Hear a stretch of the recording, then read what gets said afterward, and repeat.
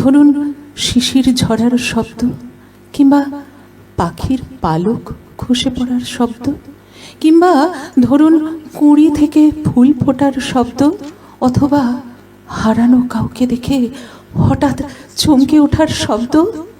আমরা এগুলো ভাবি না কখনো, একজন শিল্পী মানুষ ভাবেন। আর 1978 সালে গীতিকবি গৌরীপ্রসন্ন মজুমদার এমনটাই ভেবে লিখেছিলেন কিছু কথা, আর তাদের সুরারোপ করেছিলেন শ্রী হেমন্ত মুখোপাধ্যায়ের সহকারী শ্রী সমরেশ রায়। রেকর্ড হয়েছিল শ্রী হেমন্ত মুখোপাধ্যায়ের কণ্ঠে। এই গানটি শুনবো আমরা এখন শ্রী সূর্য ভট্টাচার্যের কণ্ঠে। কিন্তু এত কথা কেন বললাম? একজন শিল্পী মানুষ, সাধারণ মানুষের ভাবনা যেখানে গিয়ে শেষ হয়, সেইখান থেকে শিল্পীর ভাবনা শুরু হয়। এমন কিছু শব্দ দিতে পারো যাতে কোনো শব্দ নেই?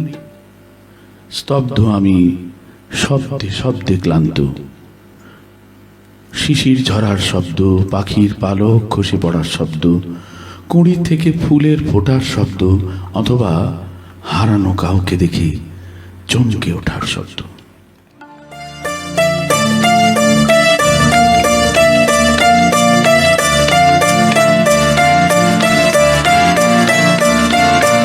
এমন কিছু শব্দ দিতে পারো যাতে কোনো শব্দ নেই। স্তব্ধ আমি, শব্দে শব্দে ক্লান্ত। এমন কিছু শব্দ দিতে পারো যাতে কোনো শব্দ নেই। স্তব্ধ আমি, শব্দে শব্দে ক্লান্ত।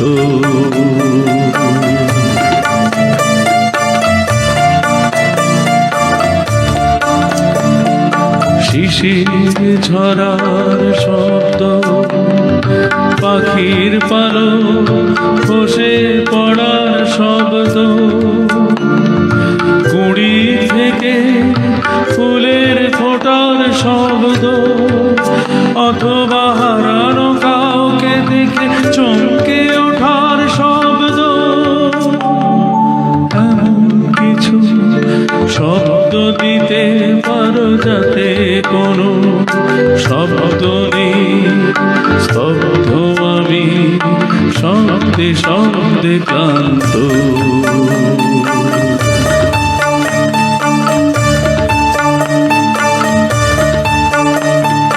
ঘুমের পায়ের শব্দ, নিস্তব্ধ দুপুরে কোনো অসহায়ের শব্দ, মনে মনে কিছু পাওয়ার শব্দ, স্মৃতিতে অতীতকে ফিরে পাওয়ার শব্দ, প্রদীপের জ্বলার শব্দ, সময়ের চলার শব্দ, সন্ধ্যার ছায়া নেমে আসার শব্দ, ভালোবেসে ভালোবাসার শব্দ। এমন কিছু শব্দ দিতে পারো যাতে কোনো শব্দ নেই। স্তব্ধ আমি, শব্দে শব্দে ক্লান্ত।